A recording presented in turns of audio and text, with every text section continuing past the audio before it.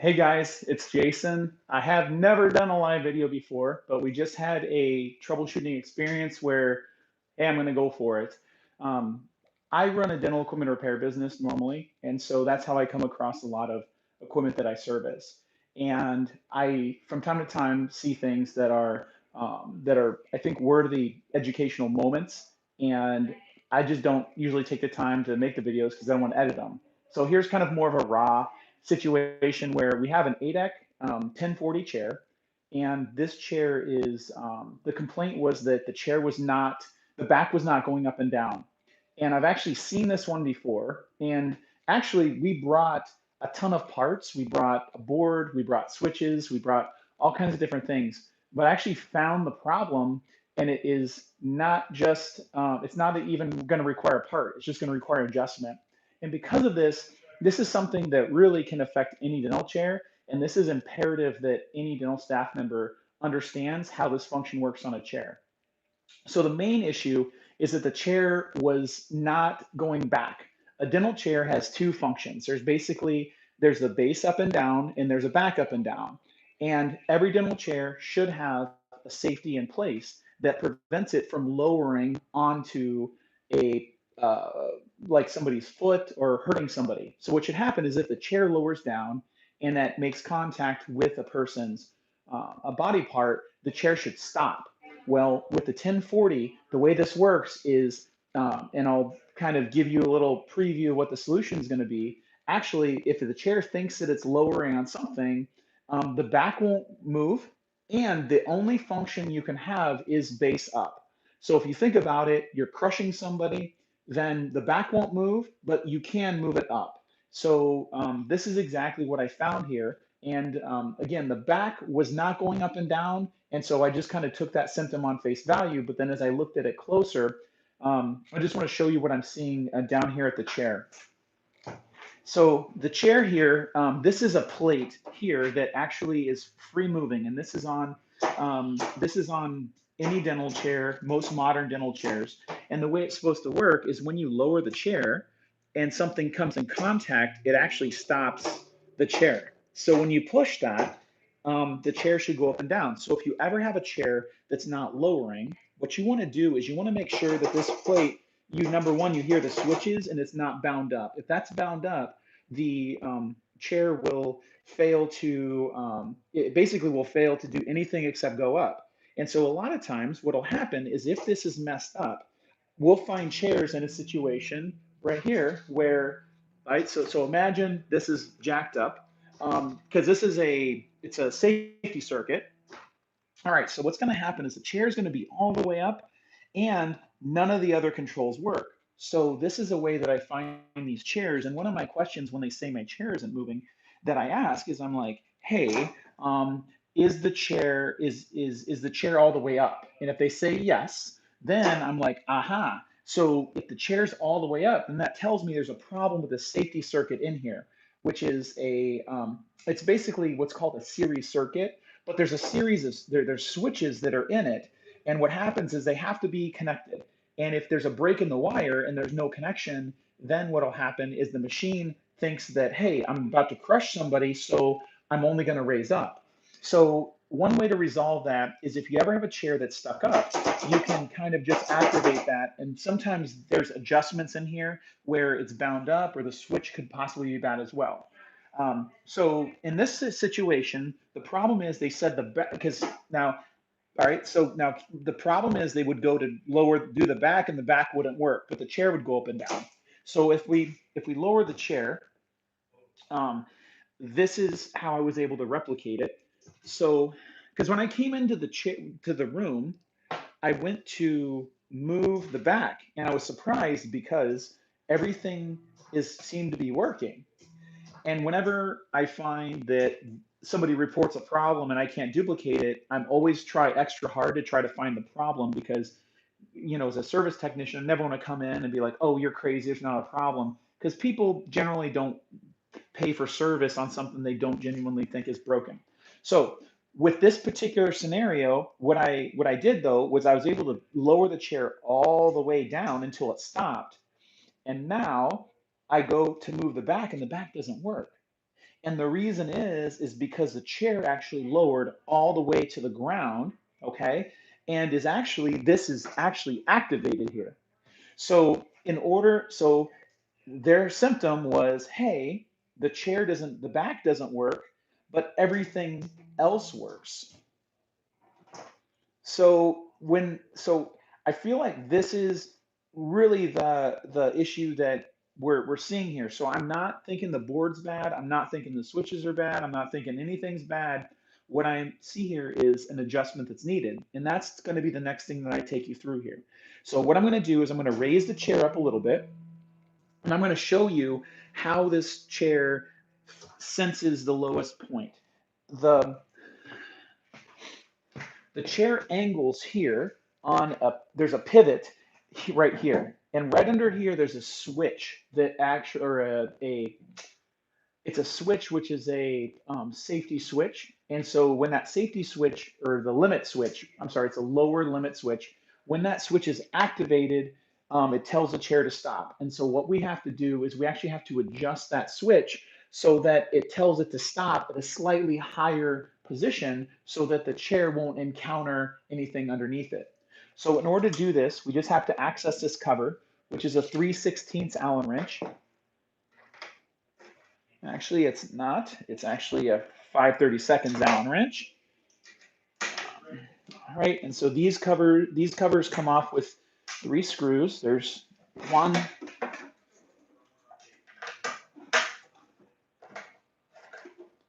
all right, 1, 2, and then climb around over here, and 3. All right, so this cover is the pump cover. This is going to come off, and the switch that we're talking about is this switch right here. Yes, this switch right here. So when this chair lowers down, just double check I'm not lying to you here. All right. So when this chair comes down, we'll actually watch it and see what that switch does. And this is where, when you're working on equipment, just kind of watching things, observing things, a lot of times the problem will kind of manifest itself. So I'm going to lower this down.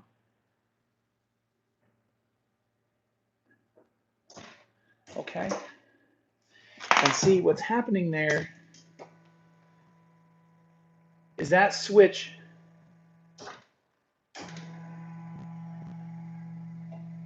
is not encountering.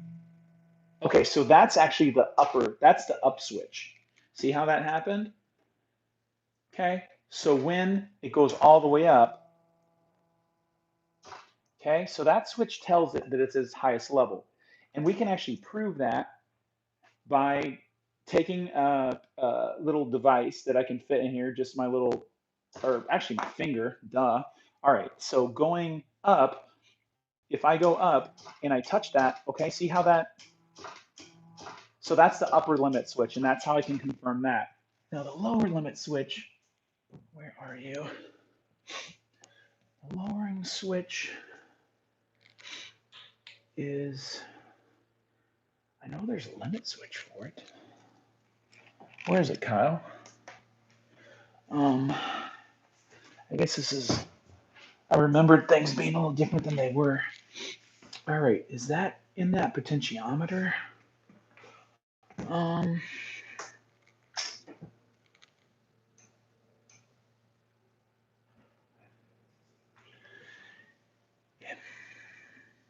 It might be in that potentiometer. So if that's the upper limit switch, the lower limit switch. All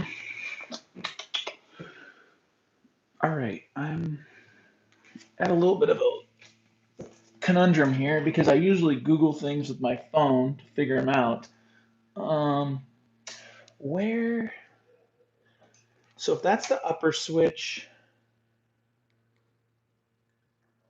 then that tells me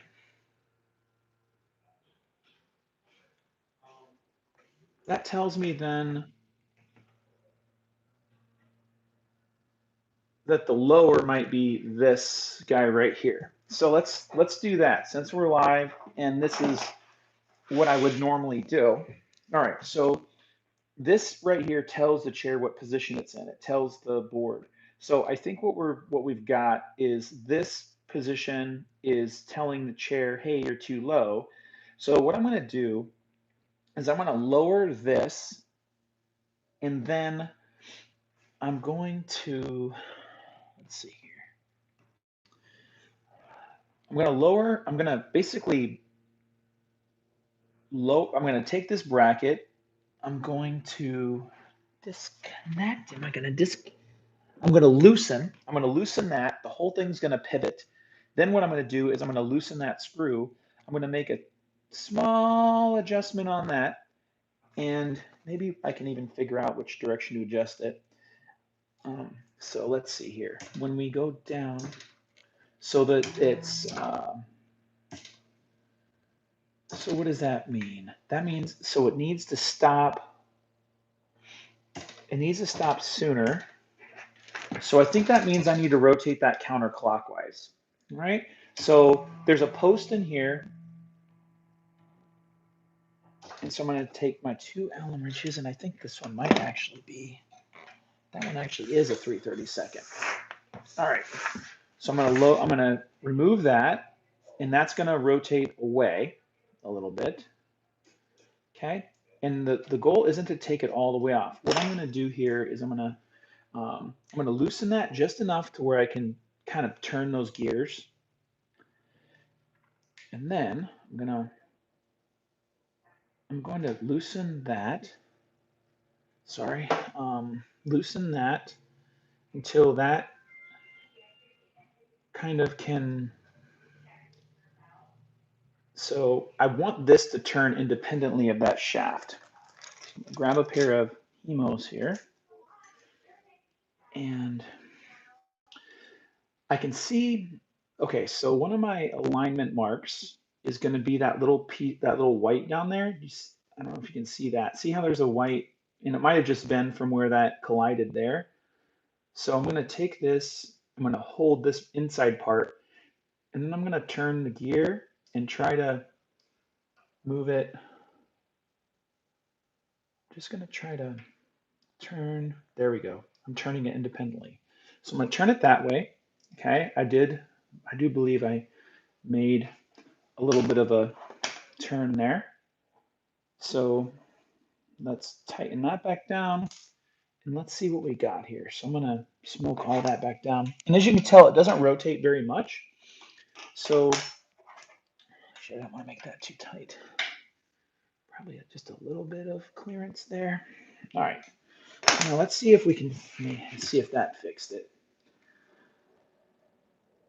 All right, and what I'm looking for is I'm looking for it to stop. All right, that did not help.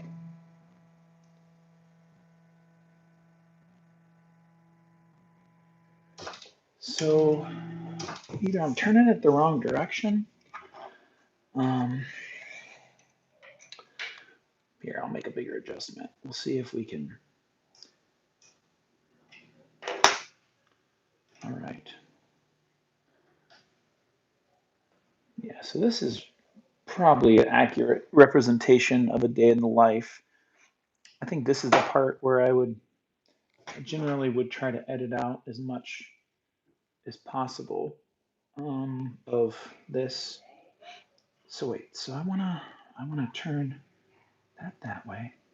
I'm gonna make a big adjustment. That should tell us something. Oh, I'm not gonna tighten that till it's back. And so see, I'm just using the Allen wrench to control that. Oh, that's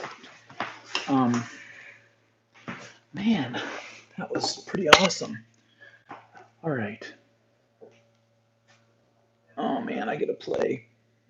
Oh, that's rotten. Okay.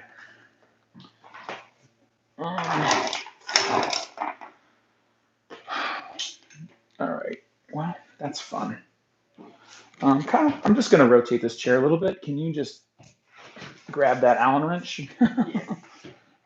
All right, there we go. Beautiful. All right. So good. All right. Now,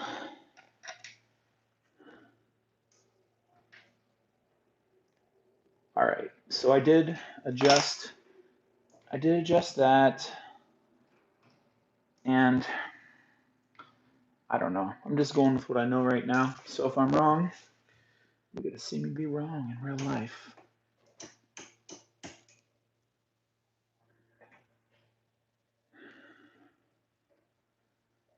Shoot.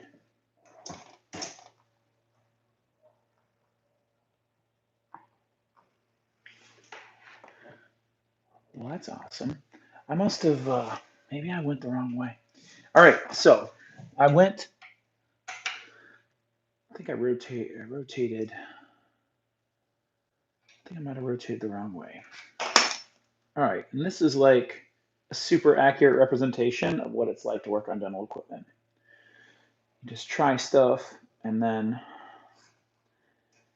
I guess if I wasn't trying to produce a YouTube video, then, all right, so I'm gonna turn the other direction. So that's where I started, and the way I can tell is because there's a witness mark from where it used to be in. So I'm gonna take this and turn it, I'm gonna turn it the other way a little bit, like a little turn there, and then we'll go like so. All right.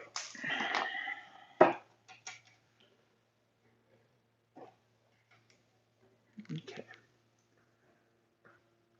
So that's nice and tight. So let's try that.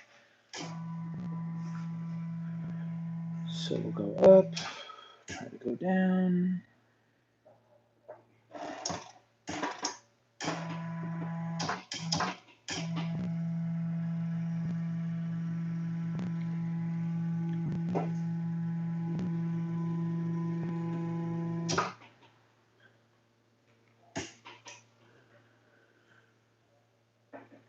All right, so that didn't.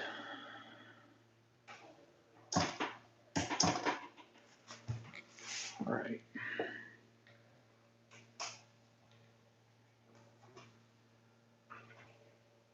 So I'm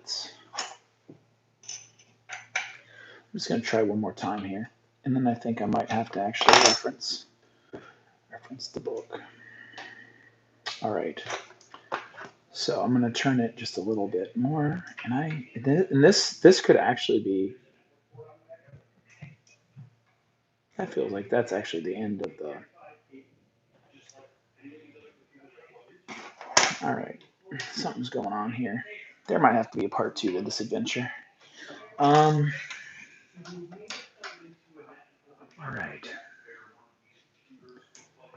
because I don't see a second switch. All you have is this switch, this. Yeah, I think this might be actually bad. So.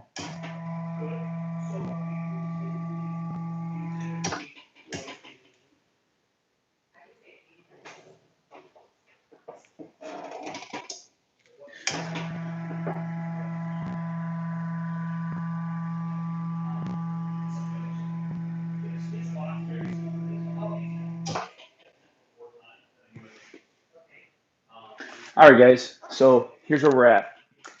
I need to go ahead and reference my service manual to figure out what's going on with this. I think it's going to be that blue potentiometer, and maybe the lower side of it's out. But the book will tell me. The reason I think that is because I have one limit switch here. Okay, because I'm just looking at what I got. I've got one limit switch, and so this is the limit switch for up. This tells it the position when it's in the middle, and so I think this might actually tell it when it's far enough down. Looking at so these other two switches, these two wires that are here, one of these is going to tell me my upper seat position, and the other one is going to be my um, that's going to be my safety, right? The one that I showed you earlier with the stop. So I'm going to reference the manual, and then if I figure anything else on this, we'll go ahead and do a little second video to show you what the resolution is and how we're going to fix it. So thanks for sticking along this far, and this is real life. You can't always fix the first try, but have a good day.